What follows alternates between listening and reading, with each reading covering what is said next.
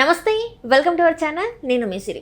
ప్రముఖ దర్శకుడు హరీష్ శంకర్ అయితే సినిమాటోగ్రాఫర్ చోటకే నాయుడు గారికి ఒక స్ట్రాంగ్ వార్నింగ్ ఇచ్చారు. ఇంతకీ తను వార్నింగ్ ఇవ్వాల్సిన అవసరం ఏముంది, అసలు ఏ సందర్భంలో తిను ఈ మాటలు మాట్లాడాల్సి వచ్చింది? సో ఈ అంశాన్ని మనకు వివరించడానికి మనతో పాటు ఉన్నారు ప్రముఖ సినీ క్రిటిక్ దాసరి విజ్ఞాన్ గారు. నమస్కారం అండి. నమస్తే. సరే, ఇప్పుడు చూస్తుంటే హరీష్ శంకర్ డైరెక్టర్ గారు కొన్ని వ్యాఖ్యలు చేశారు. ఎవరి గురించి అంటే సినిమాటోగ్రాఫర్ చోటకే నాయుడు గారి గురించి మాట్లాడడం జరిగింది. ఎందుకంటే ఒక రకంగా చూస్తే ఒక మంచి వార్నింగ్ ఇచ్చినట్టే అనిపిస్తుంది. అసలు ఎందుకు తను ఈ రకంగా మాట్లాడాల్సి వచ్చింది అసలు? సో చోటకే నాయుడు గురించి మాట్లాడుకుంటే ఆయన ఎప్పుడు 89లో సినిమాటోగ్రాఫర్ అయ్యారు. అంతకుముందు 5-10 ఏళ్ళ నుంచి పాపం కష్టపడతా 89కి అయ్యాడు. ఈయన హరీష్ శంకర్ ఏమో 2006కి ఆయన మొదటి సినిమా డైరెక్షన్. ఎప్పటి నుంచో అప్పుడు అయినా కూడా 5-10 సంవత్సరాల నుంచి కష్టపడతా అసిస్టెంట్ డైరెక్టర్, ఆ డైరెక్టర్గా ఉంటా ఏదో అయిపోయాడు. సరే, మొత్తానికి అంటే ఈయనతో పోల్చుకుంటే ఆయన కొంచెం సీనియర్ కదా చోటకే నాయుడు. వీళ్ళకి ఏంటంటే ఒక రకమైన ఆధిపత్యం వస్తుంది. ఈగో క్లాషెస్ అంటారా? ఈగో అని కాదు, ఒక సీనియర్ ఒక జూనియర్తో పనిచేసేటప్పుడు ఈ జూనియర్ వాళ్ళకి చెప్పకూడదు ఏవి, వాళ్ళు చెబితే వీళ్ళు వినాలి. అది సినిమాటోగ్రాఫర్ అయినా కూడా ఎవరైనా కూడా. నా ఎక్స్పీరియన్స్ అంత లేదురా నీ వయసు అంటారు, చూసావా కొంతమంది, చాలామంది అలా. ఇప్పుడు ఏంటంటే ఈయన రామయ్య వస్తావయ్య సినిమాకి ఇద్దరు కలిసి పనిచేశారు. నువ్వెంత చిన్న డైరెక్టర్వి, మొన్న ఏదో గబ్బర్ సింగ్ ఏదో హిట్ అయింది కాబట్టి ఇప్పుడు వెలుగులోకి వచ్చావు. నేను ఎన్ని సినిమాలు చేశాను నా చరిత్రలో, నేనేంటి అసలు అనే ఒక ఇదిలో ఆయన ఉన్నాడు. సరే, ఈ షాట్ ఇలా, ఈ షాట్ అలా అంటే అది అట్లా బాగోదయ్యా, దాన్ని ఇట్లా తీస్తే బాగుంటుంది, అట్లా తీసాని ఏదో సలహాలు ఇచ్చాడు. ఈయనకు అది నచ్చలా.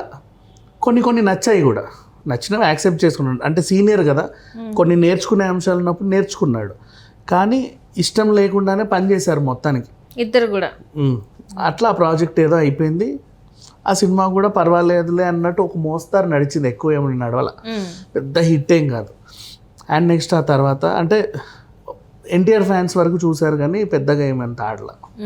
ఒక్కొక్కసారి చూడొచ్చు టీవీలో వేసినప్పుడు పర్లా. నెక్స్ట్ సరే, ఇంకొకటి దీన్ని ఏమంటారు, ఆ తర్వాత కూడా ఇతనితో పనిచేయాల్సి వచ్చింది. ఇంకేదో సినిమాకి పనిచేయాల్సి వస్తే ఆయన వద్దులే అనుకున్నా కూడా అయిష్టంగానే పని చేసుకున్నారు వీళ్ళు. లోపల చాలామంది ఎందుకు ఆయన అవసరమా, అది ఇది, ఆయన కొంచెం పొగరు ఎక్కువ, అది ఇది అనేవాళ్ళు ఉంటారు. అన్నా కూడా వద్దులేండి, ఇప్పుడు నేను మొన్నే కదా హిట్ ఇచ్చి వచ్చాను, అలాంటిది ఒక సీనియర్ కెమెరామెన్ని నేను తీసేశాను అని చెబితే నాకు పొగరు ఎక్కింది అనుకుంటారు. ఒక్క హిట్కే ఇడికి ఎక్కేసిందిరా అని మాట్లాడుకుంటారు అని చెప్పి అయిష్టంగానే ఏదో పనిచేశాడు. అట్లా వాళ్ళ మధ్యలో ఏదో ఉంది. తర్వాత ఇప్పటివరకు నీకు నాకు పడదు కాబట్టి దూరంగానే ఉన్నాం, బాగానే ఉంది. ఇప్పుడు ఆ రామయ్య వస్తావయ్య సినిమా రిలీజ్ అయినప్పటి నుంచి ఇప్పటి వరకు ఇన్ని సంవత్సరాల్లో హరీష్ శంకర్ కూడా కొన్ని ఇంటర్వ్యూలు ఇచ్చాడు, చోటకే నాయుడు కూడా కొన్ని ఇంటర్వ్యూలు ఇచ్చాడు. హరీష్ శంకర్ కొన్ని 100 ఇంటర్వ్యూలు ఇచ్చుంటే చోటకే నాయుడు 10-15 ఇంటర్వ్యూలు ఇచ్చుంటాడు. అవి కూడా లేవు, ఎక్కువ లేవు. ఈయన ఇచ్చిన ప్రతి ఇంటర్వ్యూలో నాకు అంటే ఇప్పుడు ఫర్ ఎగ్జాంపుల్ నాగబాబు గారు ఆ మధ్యకాలంలో ఇంటర్వ్యూలలో ఏం చెప్పేవాడు, ఆరెంజ్ సినిమా తర్వాత నా పరిస్థితి మారిపోయింది ఒకటే పట్టుకునేవాళ్ళు. అశ్విని దత్ని ఎన్ని ఇంటర్వ్యూలు చేసినా కంత్రి సినిమా నా తర్వాత నా ఇదేదో అయిపోయింది, అలా తలకిందులైంది జీవితం అని చెప్పుకుంటారు. ప్రతి ఒక్కరూ అట్లాంటివి గుర్తు చేసుకుంటారు. చోటకే నాయుడు ఏం చెప్తున్నాడు అంటే రామయ్య వస్తావయ్య సినిమా టైంలో ఇదేంటిది, నేను చాలా సలహాలు ఇచ్చాను హరీష్ శంకర్కి. అప్పుడు కొత్తోడు ఆ పిల్లోడు, ఏమీ తెలియదు. నేను బోల్డ్ అని సలహాలు ఇచ్చినప్పుడు కూడా నా ఏం పట్టించుకోవాలా, ఇలా చేస్తే బాగుండు అలా చేస్తే బాగుండు నేను చెప్పాను, అయినా సరే ఏం వినలేదు మా మాటలు. ఆ సినిమా చూసావా, పెద్ద డిజాస్టర్ అయిపోయింది, నేను చెప్పింది వినుంటే ఆ సినిమా చాలా పెద్ద హిట్ అయ్యేది అన్నట్టు చెప్పుకొచ్చాడు. అది చూశాడు ఈయనకు ఒక రోజు మండింది. సో ఇక అసలు విషయానికి వస్తే ఈయన ప్రతి ఇంటర్వ్యూలో చెప్పుకుంటూ వస్తున్నాడు. ఈయనకు ఒక టైంలో ఒళ్ళు మండి ఒక బహిరంగ లేఖ రాశాడు. ఆ లేఖ ఎలా ఉందో చూద్దాం ఇప్పుడు. ఈయన రాసిన పెద్ద లేఖ ఏంటంటే, గౌరవనీయులైన చోటకే నాయుడు గారికి బ్రాకెట్లో వయసులో మీరు పెద్దవారు కాబట్టి నేను మర్యాద ఇస్తున్నా, నమస్కరిస్తూ, రామయ్య వస్తావయ్య సినిమా వచ్చి దాదాపు దశాబ్దం దాటింది. ఈ 10 ఏళ్లలో ఉదాహరణకి మీరు 10 ఇంటర్వ్యూలు ఇస్తే నేను 100 ఇంటర్వ్యూలు ఇచ్చాను. కానీ ఎప్పుడు కూడా నీ గురించి నేను తప్పుగా మాట్లాడలేదు. మీరు మాత్రం పలుసార్లు నా గురించి అవమానంగా మాట్లాడారు. మీకు గుర్తుందో లేదో, సందర్భంలో మిమ్మల్ని తీసేసి వేరే కెమెరామెన్ని కూడా పెట్టిద్దాం అనుకున్నాం. ఆ ప్రస్తావన వచ్చినా సరే రాజుగారు చెప్పడం మూలానో, గబ్బర్ సింగ్ వచ్చాక పొగరు పెద్ద కెమెరామెన్ని తీసేస్తున్నాడని 10 మంది 10 రకాలుగా మాట్లాడుకుంటారని మదన పడుతూనే మీతో నేను సినిమా పూర్తి చేశాను. ఆ సినిమా ఆశించిన విజయం సాధించకుండా ఏ రోజు మీ మీద నేను నింద వేయాల. ఎందుకంటే గబ్బర్ సింగ్ వచ్చినప్పుడు నాది, రామయ్య వస్తావయ్య వచ్చినప్పుడు నీది, నాకు ఆ ఫీలింగ్స్ ఏం లేవు. హిట్ అయినా ఫ్లాప్ అయినా దాన్ని నేనే బాధ్యత వహిస్తా. అండ్ నెక్స్ట్ ఆ క్యారెక్టర్ నాది కాదు. మీరు మాత్రం ఇంటర్వ్యూ చేసే వ్యక్తి అడిగినా అడగకపోయినా నా ప్రస్తావన రాకుండా నాకు సంబంధం లేకుండా నా గురించి అవమానకరంగా మాట్లాడుతున్నారు. ఇలా చాలాసార్లు జరిగినా నేను మౌనంగానే బాధపడ్డా. కానీ నా స్నేహితులు అవ్వచ్చు లేదా నన్ను అభిమానించే వాళ్ళు కావచ్చు నా ఆత్మాభిమానాన్ని ప్రశ్నించడంతో ఈ మాత్రం రాయాల్సి వస్తుంది. మీతో పనిచేసిన అనుభవం నన్ను బాధ పెట్టినా మీకున్న అనుభవంలో నేను కొన్ని విషయాలు నేర్చుకున్నా. అందుకే నాకు మీరంటే ఇంకా గౌరవం. దయచేసి ఈ గౌరవాన్ని కాపాడుకోండి. ఈ విషయాన్ని ఇక్కడితో వదిలేయండి. కాదు కూడదు మళ్ళీ గెలుక్కుంటాను అంటే any day any platform I'm waiting భవదీయుడు హరిశంకర్ అని రాసుకొచ్చాడు. ఇప్పుడు దీంట్లో నిజంగా చూసుకుంటే ఇప్పుడు చోటాకే నాయుడు గురించి మాట్లాడుకుందాం.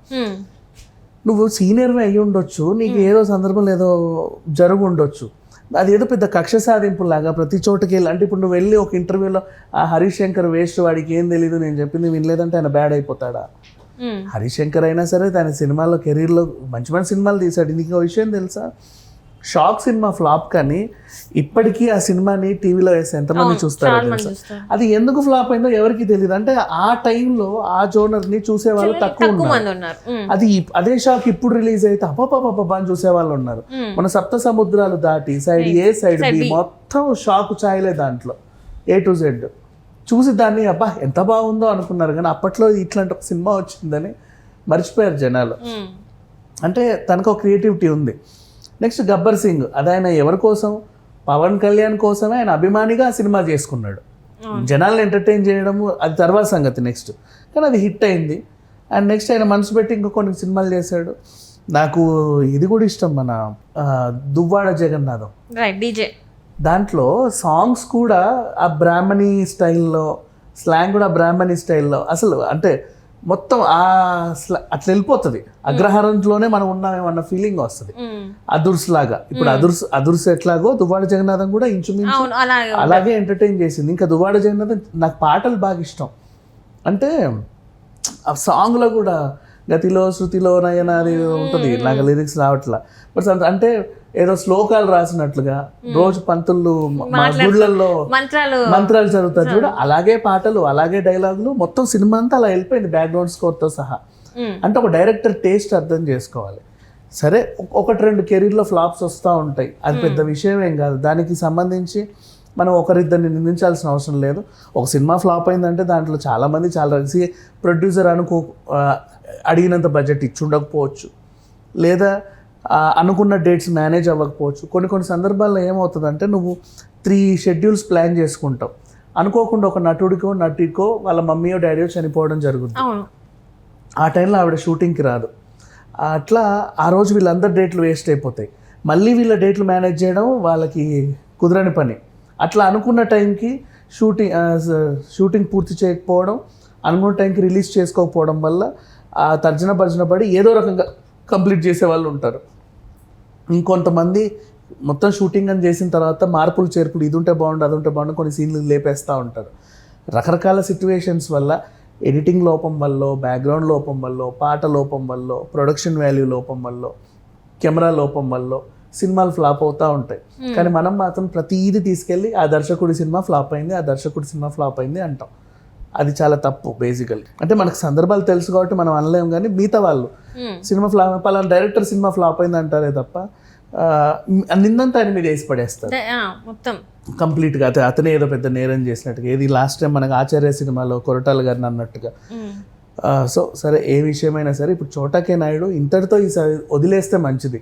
ఇప్పుడు ఈయన ఇంత బహిరంగంగా చెప్పాల్సి వచ్చింది అంటే జనాలకు అందరికీ తెలుసు, అర్థమైంది. ఆయన ఎన్ని ఇంటర్వ్యూలో చెప్పినా ఆ వినేవాడు నవ్వుకుంటూ వింటున్నాడు, వాళ్ళకి ఏదో వ్యూస్ వస్తున్నాయి, బాగానే ఉంది. కానీ అవసరం ఉన్నా లేకున్నా, సందర్భం ఉన్నా లేకున్నా ఆయన ఏదో హరిశంకర్ మీద బురద చల్లడానికే ఇంటర్వ్యూలోకి అటెండ్ అవుతున్నట్టుగా ఉంది చోటాకే నాయుడు. అంతే ఒక జూనియర్ వల్ల నన్ను ఒక సినిమాలోంచి తీసేయబోయారు అంటే వాడికి అంత ఇంపార్టెన్స్ ఇచ్చి నాకు ఇవ్వట్లేదు, నేను అసలు ఇండస్ట్రీకి వచ్చి ఎంతకాలం అయింది, అట్లా ఆ భ్రమలో ఉండే వాళ్ళు ఏంటంటే అట్లాగే ఉంటారు. ఇంకో విషయం తెలుసా, ఒక చిన్న సినిమా షూట్ అవుతుంది, చిన్న సినిమా లో బడ్జెట్, ఆ ప్రొడ్యూసర్ దగ్గర పావులా ఉంటుంది, డైరెక్టర్ ఫ్రీ, అందరు free free free free free ఉంటారు. కానీ మార్కెట్ చేసుకోవడానికి వాళ్ళు ఏం చేస్తారంటే ఒక సీనియర్ యాక్టర్నో ఎవరినో పెట్టుకుంటారు. ఆ సీనియర్ యాక్టర్దే హవా సెట్ అంతా. అసలు ప్రొడ్యూసర్ కూడా ఆయన కాలం కింద ఉండాల్సిందే తెలుసా. ఆడు ఉండేది 2 రోజులు 3 రోజుల్లో ఉంటాడు ఆ సీనియర్ ఆర్టిస్ట్. ఆ 3 రోజులు వీళ్ళకి పాదసేవ, కాలుగడగా నెత్తించాలి, అలాగే ఉండాలి, వాళ్ళదే నడుస్తుంది మొత్తం. అంటే సీనియర్ సార్ సార్ సార్ అట్లా ఇండస్ట్రీలో ఎప్పటి నుంచో ఇలా ఉంది. ఒక సీనియర్ వచ్చాడంటే జూనియర్ చెప్పొద్దు వాడికి, ఆయన ఎంత ఇదైనా సరే ఆయన చెప్పిందే ఈయన వినాలి. వీళ్ళకి నచ్చినా నచ్చపోయినా అదే చేయాలి. ఆ మోటివ్లో ఉంటారు. వీళ్ళకేమో అది నచ్చదు, అంటే వీళ్ళ క్రియేటివిటీ వీళ్ళకి ఉంటుంది. పైగా హరీష్ శంకర్ వచ్చిన స్కూల్ ఆర్జీవి స్కూల్, వాళ్ళ క్రియేటివిటీ ఇంకోలాగా ఉంటుంది, డిఫరెంట్. అంటే వీళ్ళు చెప్పేది వాళ్ళకి నచ్చదు. వీళ్ళకి ఏముంటుంది, ఎంతసేపు ఇలా ఉందా, ఓకే ఈ సీన్లో మాస్టర్ పెట్టేస్తే కెమెరా ఇక్కడ పెడితే అందరు వచ్చి అక్కడ చావండి అంటారు. వీళ్ళకి అది నచ్చదు, ఏవేవో తీసుకోవాలనుకుంటారు. అట్లా ఇద్దరికి చెడు. వాడేంటి నాకు చెప్పేది, మాకు తెలియదా ఎన్ని సినిమాలు చేసాము ఇప్పటివరకు, ఎన్ని హిట్లు తీసాము, ఈ ఫ్రేమ్ ఇక్కడ ఏముంది ఆ సీన్లో అంతగానో, నాది నేను ఎలా తీయాలో నాకు తెలియదా అని అనుకుంటారు అనమాట వీళ్ళు.